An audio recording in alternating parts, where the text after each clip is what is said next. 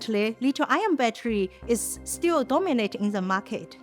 However, they face several challenges. One is they reach already the limitation of their theoretical energy density. And second, if we think about the use of the critical raw material such as nickel, cobalt, and lithium, they have also the resource limitation. And also they have the challenges, for example, the thermal runaway risk and also the environmental issues.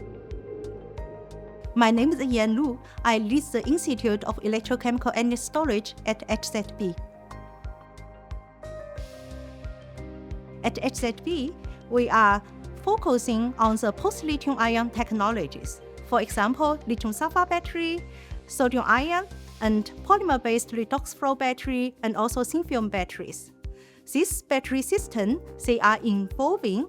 However, they do have great potential for low cost, high energy density, and also, of course, they are very important, more safety.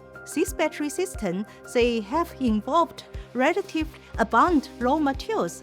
That's why they can position them as sustainable and also resource-efficient battery technology if we compare to the lithium-ion batteries. From material discovery to sustainable solution.